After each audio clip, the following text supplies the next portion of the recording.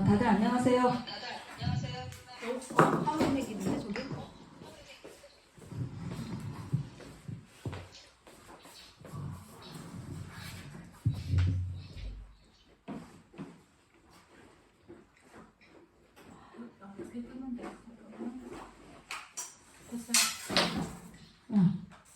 이제 할머니 안 생기나? 네. 안녕하세요, 쌤. 지난주에 못 뵈고 그다음에 오늘 목소리만 다시 들려드리게 될 김태희입니다. 반갑습니다. 이제 마지막 강의 다음 주 논문 지도 과정까지 딱 한 주 남았네요. 지금 한 2달간 애쓰셨습니다. 이제 알 듯 모를 듯. 그래서 지난번 독해력 강의를 소장님도 말씀하셨다시피 처음으로 독해력 강의를 2강으로 나눠서 2번에 이어서 강의를 요청한 거는 처음이라고 말씀하셨듯이 저도 옛날에 독해력 강의를 듣긴 들었는데 가물가물 하더라고요. 그래서 여전히 얘기를 어떻게 이제 제 머릿속에 남아있나 몰랐더니 옛날에 소장님이 얘기하실 때 독해력 얘기하실 때 통령 거부 판단 보유 얘기를 꽤 많이 하셨거든요. 아이들 독후감을 볼 때나 우리 어른들이 생각을 할 때 판단 보류를 하고 그런 것들을 이해하는지 통념을 어떻게 거부하는지 이런 이야기들을 많이 하셨었는데 지난번 강의에서는 이제 판단 보류, 통념 거부란 언어는 안 쓰시길래 그게 어떤 차이가 있을지 아니면 그 단어들을 왜 안 쓰셨는지 좀 궁금하기도 했지만 했고 그 다음에 저희가 아는 사고력 강의 저는 이제 온라인으로 그냥 다시 들었어요. 듣기만 하면서 제가 나름대로 정리한 거는 우리가 스케마에서 정의하는 사고력 같은 경우에는 아는 것에 대해 의문을 갖는 힘이잖아요. 독해력 같은 경우에는 아는 것을 모르는 영역으로 옮기는 힘이라고 이제 바로 그냥 얘기를 한다 그러면 가출에 대해서 이야기를 할 때 보통 이제 사고를 할 때 우리 가출 소장님이 전에 사고를 얘기할 때도 보면은 내가 생각하는 내 경험에 의해서 가출을 하면 불편할 텐데 뭐 추울 텐데 돈이 없어서 뭐 할 텐데 하면서 자기의 어떤 생각을 집어넣고 의문을 갖는 거라 그러면 독해할 때는 책 안으로 들어가는 거죠. 그래서 가출할 거야? 라는 책을 읽고 그러면 그 안에 히데카츠라는 주인공이 가출을 했다면 히데카츠의 가출은 어떤 의미야? 그러니까 가출이라는 거 자체에 의문을 갖는 건 가장 근데 앞에 있는 거는 가출은 별로 불편한 거야 사회적으로 그죠? 그런 거에 대해서 그냥 그 가출에 대해서 의문을 갖는다 그러면 독해에서는 그거에 대해서 가출이 그러면 어떤 사람의 입장에서는 어떻게 다르는지를 또 보는 거예요. 그래서 독해에서는 아는 것들 내가 가출을 하는 거는 나쁘는 거라 불편하다는 걸 내가 알고는 있지만 책으로 들어왔을 때 좀 다르게 해석하는 거 그래서 그때 어떻게 통념을 거부하고 이야기를 하는지 아니면 판단 보류 형태로 이야기하는지 그런 이야기들을 한 10여 년 전에 이야기를 들었던 것 같아요. 그래서 그런 이야기들을 아마 지난 강의 시간에 여러분들이 다 들으시고 좀 이해를 좀 하셨으리라고 이제 생각을 되면서 오늘은 그러면서 이제 소장님 강의 이어가도록 하겠습니다. 그 판단 보류를 얘기를 잘 안 했죠. 네. 안 하는데 아마 그 느낌에 그런 것 같아요. 요즘 애들 경우 판단 보류보다 더 절실한 게 책의 중심으로 안 들어가는 거로 보이죠. 주변 얘기를 줄줄이 풀어가는 것 때문에 그런 것 같아요. 그래도 이제 앞부분이나 주변 인물이나 주변 사건을 건드리고 중심 내용을 좀 안 건드리고 옛날에는 아이들이 중심 내용을 건드렸는지를 여기서 울리네? 예, 소장님 핸드폰을 켜를 드려야 될 것 같아요. 그거를 소리치면 꺼지지? 꺼져. 아니 소리를 다 차단 줄이면 이걸 최대한 줄였어. 그래.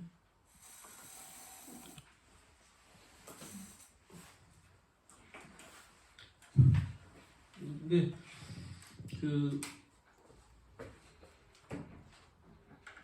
마지막에 안 꺼지는데? 울리나? 안 울리나? 아까 켜졌어요. 예전에 독감은 좀 중심에 들어갔는지는 확인해 보지는 않았어요. 근데 들어갔다고 짐작해서 그때 고민을 안 했던 것 같은데 그래서 이제 근데 너무 자기 생각을 단정을 짓는다고 해서 그런 것이고 요즘 애들은 중심으로 안 들어가는 느낌이거든요. 수기와 수일이 뒷얘기 잠깐 쓴 거 보면 전혀 엉뚱한 얘기 있어요. 한 명은 그래도 괜찮게 하는 5학년 말인데 뒷얘기를 뭐 여자친구 얘기 잠깐 써놨어요. 그러니까 뭔가 좀 기본적인 독해를 못하는 것 같은 느낌. 그래서 판단 보류보다 더 절박한 게 책의 중심으로 들어가는 거를 강조하는 것 같아요. 판단 보류가 상당히 중요하죠. 뭐 판단 보류가 되지 않은 상태에서 생각이 커지기가 참 어려워요. 판단 보류하고 그 다음에 많은 아이들이 특히 모범생들이 자기 판단을 상당히 강하게 표시하고 표현하고 그거에 대해서 합리화 내지는 근거 내지는 대안을 제시한 형태로 가요. 특히 대안 제시로 많이 가요. 고등학생들 보면 그러거든요. 판단을 보유하지 않은 상태로는 사고를 다르게 풀어갈 방법이 없죠. 판단 보류해야지 다른 가능성을 생각하는데 바로 판단 대안 제시 쪽으로 막 가버리려니까 빨리 판단하고 대안 제시 쪽으로 가죠. 저번에 얘기한 적이 있는 것 같은데 제가 고2, 고3 때나 고2 때까지 할 때 그 계속 생각을 이렇게 잡아주려고 했는데도 안 됐는데 걔는 연대 갔으니까 이제 성적은 좋았죠. 근데도 그러니까 책도 읽죠. 그 가난에 대해서 한다고 할 때 그 비소설인 뭐 희망의 불꽃 뭐 그다음에 바바라 에렌 라이에의 뭐 그거 니켈 가나임 그 노동의 배신 그다음에 또 하나 사회학 책 괴짜 사회학. 그래서 가난 얘기를 사회학 경제학 그다음에 교육학 그래서 다 가난 다룬 비소설을 보고 그리고 그걸 바탕으로 괭이 부림을 아이들을 읽고서 괭이 부림을 아이들에 대해서 글을 써봐라 그랬는데 세 개를 다 읽고 재밌다고 하는데도 그것이 전혀 반영되지 않고 반영되지 않는 게 문제가 아니라 자기가 빨리 대안을 제시를 해요. 가난한 아이들한테 구축해서 뭐 이런저런 뭘 도와주면 되는데 왜 그걸 안 했을까? 이 정도로 얘기를 해서 저럴 수가 있을까? 할 정도로 예전에도 뭐 모범생들은 다 그러긴 했지만 요즘 더 심한 것 같아서 그래 여전히 판단물이 중요합니다. 우리 독후감 쓰기가 상당히 독특해요. 그렇죠? 우리는 4차에 걸쳐서 쓰니까 1차는 처음에 생각을 끄집어내는 거죠. 무조건 의문을 가지라 그래요. 물론 아이들에 따라서 1차부터 길게 쓴 애도 있어요. 의문 쓰고 답 쓰고 또 답에 의문 쓰고 답 쓰고 해서 문단을 길게 쓴 애가 있고 어떤 아이는 의문 쓰고 답 쓰고 끝낸 애도 있고 어떤 애는 답도 안 쓴 애도 있고 그러긴 한데 기본적인 생각은 최대한으로 자기가 떠오르는 생각을 다 쓰길 바라죠. 의문 쓰고 답 쓰고 하는 형태로 다 끄집어내길 바랍니다. 그리고 나서 두 번째 시간에 그 의문 답에 대해서 이어가는 사고 전개를 시켜요.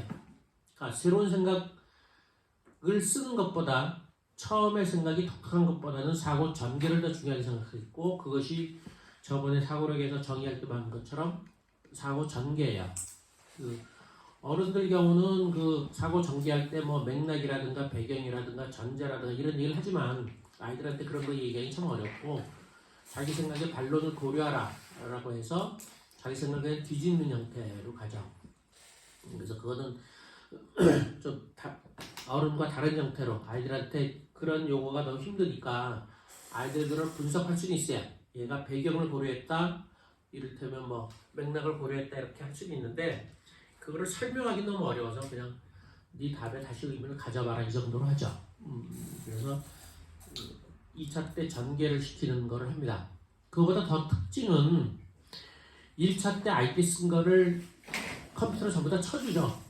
컴퓨터로 쳐주는 것이 상당히 보통 일반적인 독후감 지도는 아이들 보고 글씨를 깨끗이 써가지고 그 아이들 쓴 거에다가 잘했나 못했나를 표시해 주는 건데 저 그게 아이들은 상당히 부담스럽다고 해요. 왜냐면 잘했다고 동그라미 치면 아이는 기분이 좋지만 그럼 동그라미 치지 않은 부분은 뭐지? 그리고 그 둘의 차이가 뭐지? 그러니까 선생이 어느 부분에 동그라미 친지를 알 수가 없어요.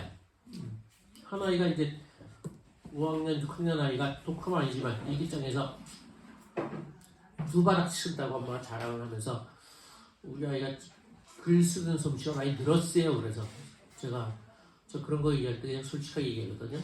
그럴 리가 없는데 그치?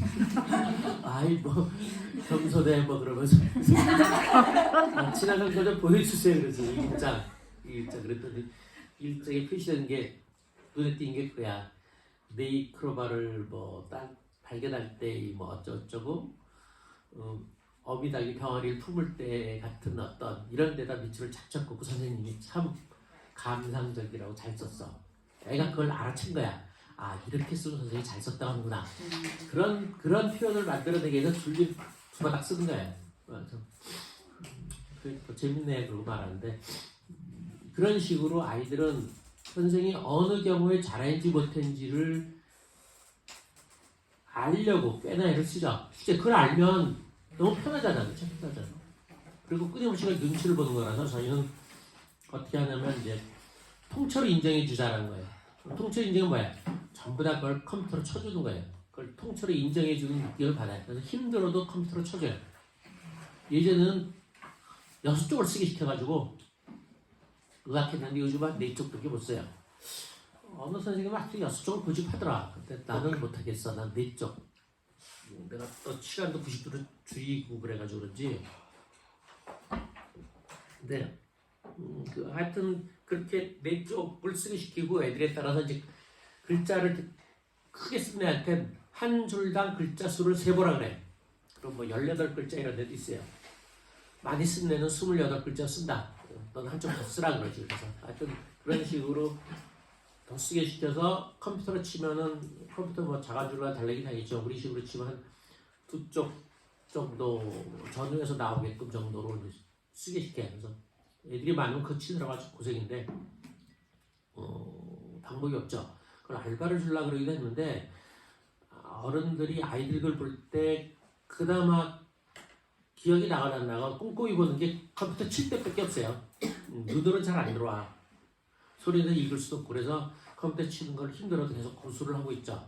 힘들어도 그래서 선생님이 직접 치는 거를 원칙으로 잡아서 불을 쳐요. 그럴 때 아이들이 보고서 첫 느낌이나 이런 것들이 꼭 책 같은 느낌을 준다거나 아니면 틀린 글자까지 거의 그대로 다 해서 100% 그대로 쳐줘가지고 내 글이 온전히 그대로 인정받고 선생이 뭘 잘했어 못해서 표현을 안 하니까 내가 선생의 기준을 따질 게 없이 내 글이 통째로 인정받는다고.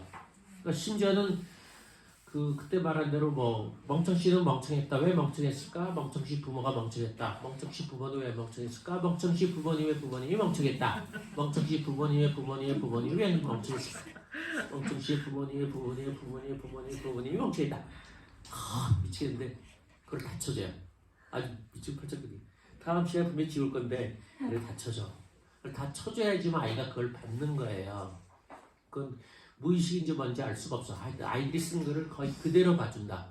그대로. 그래서 아이들이 선생의 눈치를 보지 말고 자기 속으로 들어가라. 내 눈치 보지 말고 처음에는 일단 길게 쓰는 게 잘하는 거다. 집중해서 쓰는 게 잘하는 거다.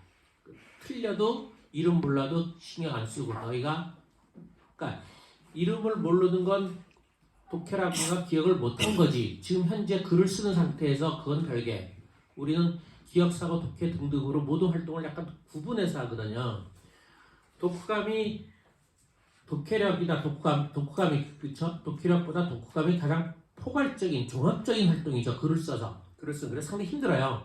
멜레빈 책 보면 글 쓰는 게 너무나 힘든 거다. 왜냐하면 글을 쓰면서 내용도 생각하면서 맞춤법도 생각하면서 등등 여러 가지를 종합적으로 생각하는 거라 글 쓰는데 공포 내지는 힘들어하는 애들이 있다고 보는데 우린 그걸 좀 쪼개는 거예요. 그러니까 글 쓸 때 기억을 못하는 거 고민하지 마라. 글씨 못 쓰는 거 고민하지 마라 그래요.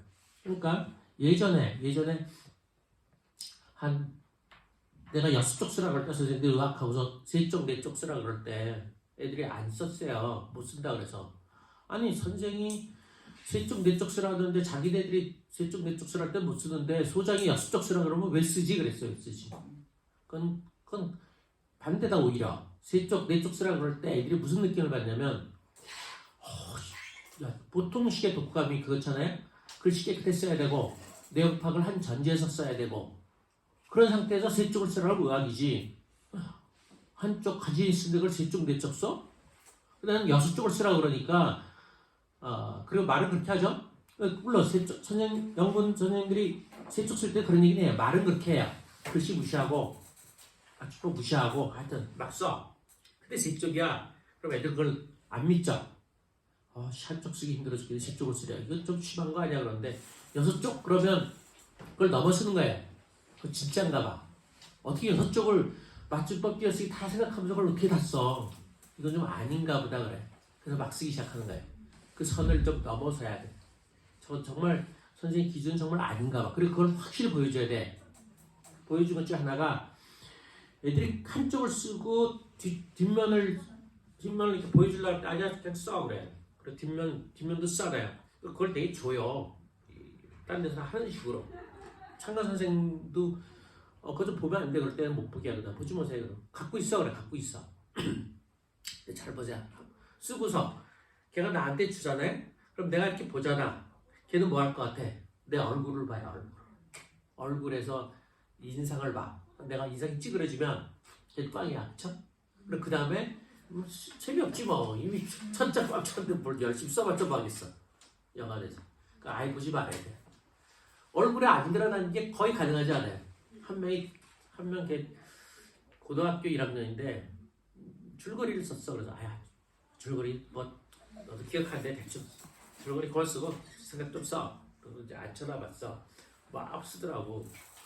그래서 걔 갈 때 잘했어. 그래서 야 중학교를 대학교 나와가지고 좀 도망 다니는 애거든. 고등학교를 학교를 안 갔어. 갈 데가 없어. 자꾸 게으름 피우는 애인데 사주에서 인정받았어. 게으름의 최고라고.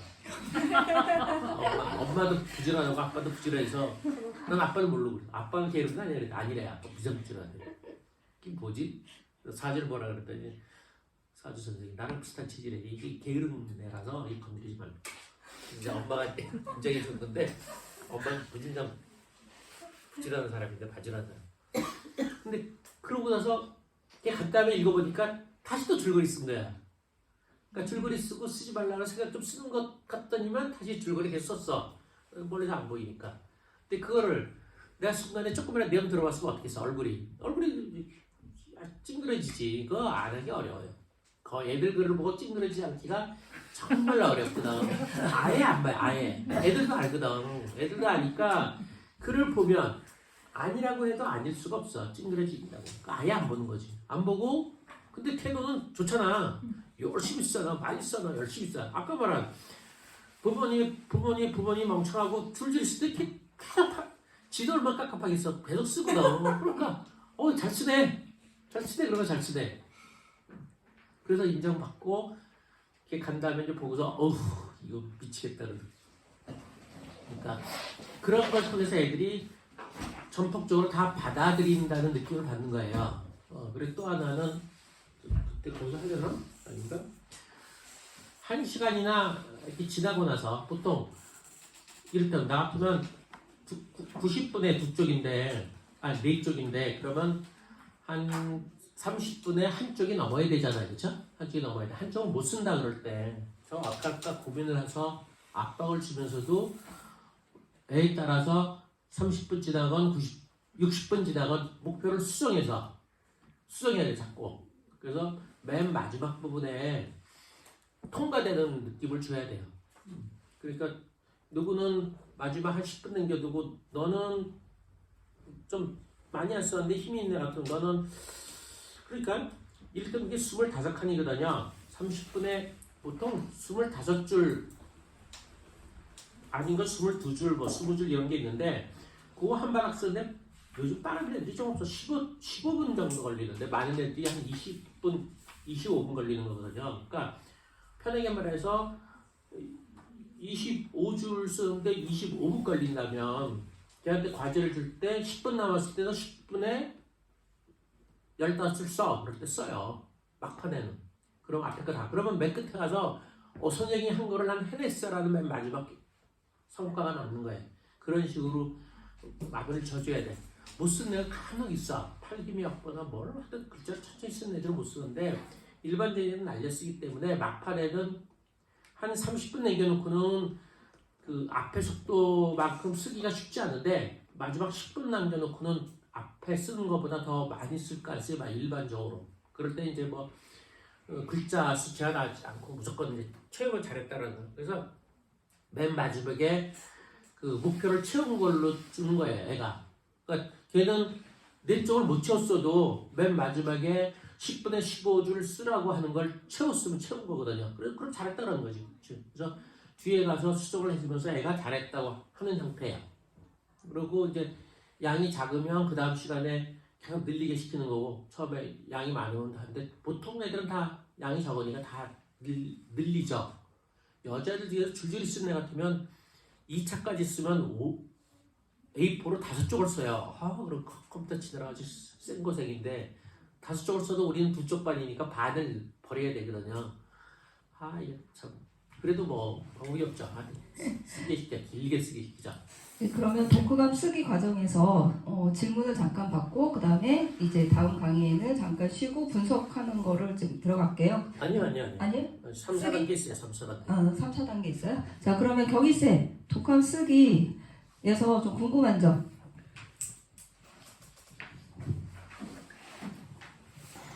없어요. 만드셔야 돼.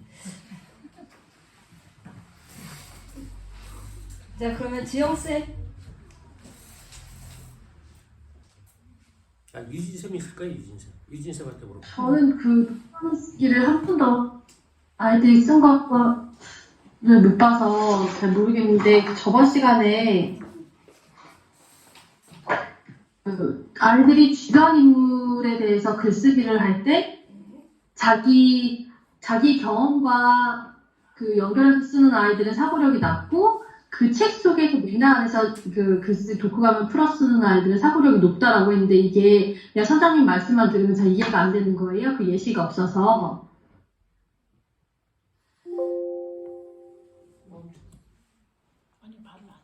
잘 모르시겠죠. 저도 좀 더 얘기를 들어봐야 될 것 같아요. 소장님이 지난주에 한 얘기를 기억을 잘 못하세요. 그래서 조금 더 구체적으로 얘기를 하셔야 돼요.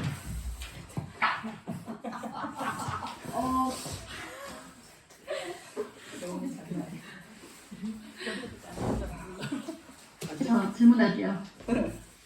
그러면 조금 정리했다가 그냥 질문하세요. 네.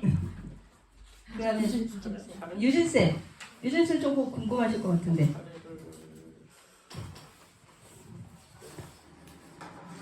네.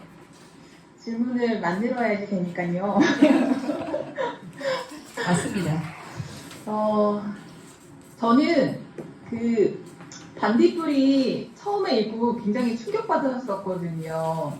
그러니까 저희 아이 글을 반딧불이에서 처음 읽고 받았던 게 제가 이제 그 아이들 독후감 쓰는 방식이 그 당시에는 잘 이해가 안 돼가지고 분명히 지금 이렇게 부모 교육을 받았음에도 불구하고 아이들의 글을 접했을 때는 좀 많이 그 당황스럽다고 혼란스러웠던 것 같아요. 왜냐면은 그동안 이제 제가 써왔던 학교에서 교육받았던 독후감 형식이라는 게 있기 때문에 그런 거랑 너무 많이 차이가 나서 이거를 글을 얘가 책을 제대로 읽었나? 이것까지도 약간 의심스러워지는 그런 식의 어떤 방법이었는데 이게 스키마 독서를 여러 번 하는 회차가 많아지니까 이제는 이런 방식으로 아이들의 글을 어렸을 때 끄집어내고 그 다음에 이제 좀 더 큰 아이들이 중학교 정도 이제 아이들이 커가면 글 형태가 좀 달라지더라고요. 제가 생각했던 어떤 글쓰기 형태로 이제 바뀌는 것 같은 그런 느낌을 받거든요. 그러니까 어떤 중심 주제를 가지고 자기가 이렇게 끌고 가면서 계속 풀어나가는 듯한 형식인데 초등학교 아이들 같은 경우는 그리고 자기만의 어떤 짧은 답 뭐 이런 식으로 가는데 혹시 이 글을 쓰기 전에 선생님들이 이렇게 아이들한테 가이드해주는 어떤 짧은 그런 방법들이 있나요? 글을 어떤 식으로 이게 이제 독후감 쓰는 거니까 책을 읽고 나서 이 책을 쓸 때는 어떤 식으로 써라 이런 것들이 있나요? 형식이 돼요. 전혀 없어요. 그리고 그거 하지 말라 그래요. 괜히 부리면 아이들이 있고 이것은 가난이 어쩌고저쩌란 말도 하면 안 돼요. 일치하지 말아야 되고요. 우리가 독감 쓰는 거는 평소 양식에 나오는 의문 쓰고 답 쓰고 한 거를 그대로 반복하는 거야 라고 얘기를 해요. 조금 더 설명이 필요한 애한테는 독감은 학교의 독감은 되게 줄거리 쓰고 동기 같은 거 안 쓰더라도 책을 읽고 이해한 걸 쓰고 그 다음에 책을 읽고도 이해하지 못한 걸 쓰고 그 전에 책을 읽고 이해한 걸 쓰고 그 이해한 거를 내 경험과 연결시켜 쓰고 그 다음에 책을 읽고도 이해하지 않은 걸 쓰고 그까지 쓰면 우수한 거죠. 독해는 기본적으로 학교는 평가를 하기 때문에 책을 읽고 얼마큼 독해했냐를 물어보는 거예요. 그래서 책을 읽고 독해를 했다라는 표시를 해줘야 되고요. 그거가 진짜냐고 할 때는 자기 경험과 연결을 시켜야 돼요. 그래서 그까지 연결시키면 되게 우수한 거예요. 되게 상 받는 것들은 그까지 가요. 그 다음에 한 단계 더 높은 거는 그래도 여전히 이해하지 못한 게 있다고 쓰면 아주 우수한 형태로 돼요. 근데 저희는 가장 힘든 맨 마지막 것만 주로 하는 거예요. 그러니까 우리가 많은 경우가 우리 공부 때도 얘기했처럼 우리 많은 경우의 공부들이 다 시험 공부 같은 거거든요. 모두 다 완성된 형태라는 거야. 축구로 말하면 늘 실전 연습만 하는 거예요. 실전 연습만 해가지고는 융통성에 해당되는 순발력만 되지 실제 실력은 안 늘어요. 실력은 뭐예요? 기본기를 닦아야지 기초 체력을 닦아야 되고 그러니까 달리기하고 패스하고 슛하고 따로따로 계속 연습을 해야 되거든요. 우리 경우 그 모르는 거를 머릿속에 가물가물하게 모르는 걸 끄집어내는 연습을 하는 거예요. 그게 가장 어렵기 때문에 그래요. 그걸 하면 그 다음에 내가 이해한 걸 쓰는 건 상당히 쉽다고 보는 거거든요. 그래서 어려운 것만 집중적으로 하는 거죠. 그래서 독후감 글이 그렇게 나와서 말이 독후감이고 어떤 때는 독후감이라는 말을 안 쓰기도 하는데 그래요. 그리고 그 아이들이 그 중학생 돼서 커지는 거는 자연스럽게 자기 생각이 정리가 되면서 그러니까 우리가 의문이 올라가면 많은 경우 의문만 막 벌어지는 애들은 성격상 약간 그런 애들이죠. 대체로 의문이 올라가면 따라 그 밑에 부분들은 다 정리가 돼요. 정리가 되면서 의문이 올라가는 거지 정리 안 되고 의문만 막 퍼지는 애들은 거의 없어요. 그러니까 의문이 높아질수록 자기가 정리된 게 더 많아서 어떤 책에서는 그리고 그 나이대 중2 정도나 중3 정도 때 자기 생각을 정리를 해요. 정리를 하고 여전히 의문을 갖고 뭐 그래서 처음에 초등학교 때 그 의문 갖는 걸 버릇을 들여야 돼. 그래서 모르는 거를 의문 형태로 가물가물하고 모르고 헷갈리는 걸 끄집어내는 언어로 표현하는 버릇을 들이는 게 아주 중요하다. 우리 어른들은 한 번도 해본 적이 거의 없을 거예요. 내가 모르는 걸 그걸 문장으로 표현해보는 경험이 없잖아요. 그 경험을 시키는 모르는 거를 내가 모르고 헷갈리고 궁금한 거 이상한 거를 문장으로 표현하는 경험을 자꾸 시키는 거예요. 그래서 독후감을 이런 식으로 쓰게 하고 한 10명에 1명쯤이 학교 숙제를 이렇게 내요. 그러고서 이제 망했다 그래요. 이렇게만 내면 점수 못 받지. 왜냐면 학교 숙제는 독해를 했냐고 물어봤는데 의의만 잔뜩 썼잖아. 그럼 당연히 꽝이지 뭐. 근데 거의 대부분 아이들이 금방 알아요. 짱구로 학교 숙제는 학교에서 요구한 대로 하다가 우리한테 배운 버릇 때문에 한두 개 의문을 집어넣고 그러면 이제 엄청 우수하다고 듣지. 왜냐면 의문 갖는 애는 거의 없으니까. 그러네. 네, 잠깐만요. 여기 효진쌤 질문 받을게요.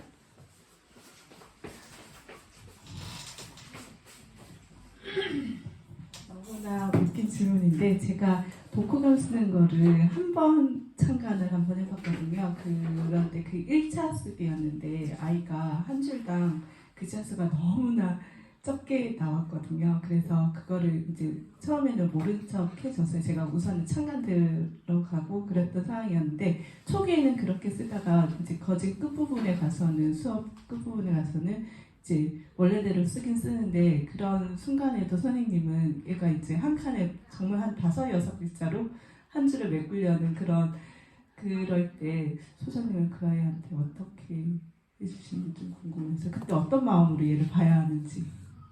그거 모르죠 뭐. 그러니까 우리는 많은 경우 내용으로만 접근하는데 내용 이전의 문제들이 많아요. 그 애가 지금 왜 그런지는 좀 겪어봐야 되거든요. 제가 안 그럴 수 있는데 그러는 건지 선생을 떠보는 건지 알 수가 없어요. 많은 경우가 선생을 떠보죠. 자기 힘든 거 할 때 버티죠. 모험 성향 이상.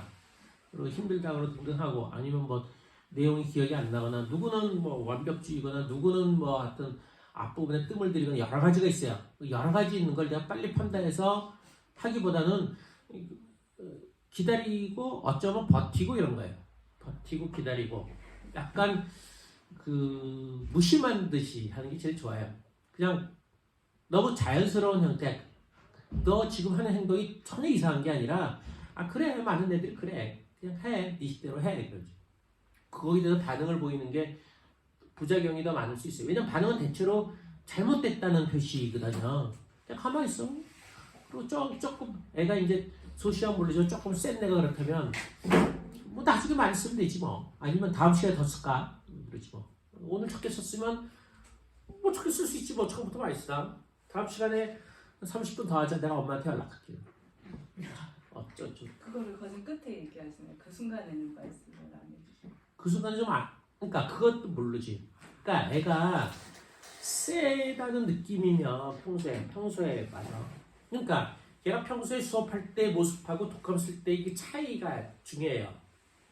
비슷하면 거의 건드리지 말아야지만 평소에는 잘도 하고 기억도 하고 뭐 열심히 하는데 독감만 푹 떨어졌다 그러면 이건 뭔가 이유가 있는 거지. 이거 왜 그러지? 그러면 그래도 진짜 기억도 하고 뭘 쓰니까 양식도 빨리빨리 쓰고 생각도 괜찮다 그러면 그럼 건드리는 거지. 근데 평소에도 못한 애가 독감은 더 힘든 거거든 평소보다. 평소 못한 애한테 독감하고 막 왁왁거리고 많이 의학하지 뭐. 그게 보고 그냥 두는 거지 뭐. 가만두고 힘들겠네. 야 그거 뭐 그래 글자 크게 쓰고 그래 크게 써. 내 쪽 채우는 게 중요한 거야. 내 채워. 아니면 두 줄에 하나씩 써. 그럼 뭐 딴 애들이 쟤는 왜 저렇게 쓰고 뭐 다르잖아. 나랑 다르잖아. 너도 그렇게 할래? 그래도 그렇게 잘 안 해. 약간 흉내내는데 안 해요. 두 칸에 하나씩 쓰는 애도 있고 그 끄트머리를 한 3분의 1까지 남겨둔 데서 점점 늘어나가지고 그래도 못한 애는 냅둬요. 그리고 걔한테 내 쪽 채웠네. 그럼 나중에 그것만 남아요. 자기는 그렇게 3분의 1쯤 빼고서 한쪽을 채웠다는 건 없어지고 한쪽을 채웠다는 것만 남아. 그러니까 그런 경험을 하여튼 선생님이 내 쪽을 시켰어. 잘하는 애들이 짱 굴리고 힘 있는 애들은 너 글자 그게 뭐야? 한쪽 더 써 그러지만 못한 애는 막 칸을 비우고 뭐하고 심지어 내가 힌트 줘. 하여튼 채워 하여튼 뭐 글자를 키우고 네 재주다? 하여튼 채워라 그래. 내 쪽 채웠어. 그건 뭐두 칸에 한 줄 쓰잖아. 그래 넌 채웠네 그래. 그리고 한 6개월 지났을 때 너 저번 내 쪽 채웠잖아. 이거 채워 그래. 그럼 채워요. 그게 애들만 들긴 한데 하여튼 그러죠. 중요한 거의 부분에서 그게 이제 애쓰는 거라면 이제 애썼다는 쪽으로 가는데 애쓰지도 않고 그렇게 하는 애들 참 난감하긴 한데 그래도 내가 기대하는 걸 빼버리면 내가 평소에도 못하는 애라면 기억도 잘 못하면 글 쓰는 건 머릿속에 이렇게 허열지도 몰라요. 허열지도 몰라서 다른 데처럼 책을 들춰보면 뭐 하나 나오면 끄집어내겠는데 책도 닫았어. 정리가 안 되고 머릿속이 허연데 그걸 어떻게 쓰겠어. 그렇게 그래. 나도 글 쓸 때 그런 적 있어. 30분 동안 한자도 못 쓸 때도 있지 뭐. 그래. 그게 이제 몇 번 반복되고의 문제지 처음에 그러거나 뭐 알 수가 없어요. 처음부터 뭐. 잠깐 쉬고 5분 쉬고 질문은 5분 있다가 할게요. 밀렸어요. 자, 5분 쉬고 40분에 지연쌤 질문으로 시작할게요. 40분에 시작할게요. 4분 외우고 싶지 않은데. 40분에 시작하겠습니다. 40분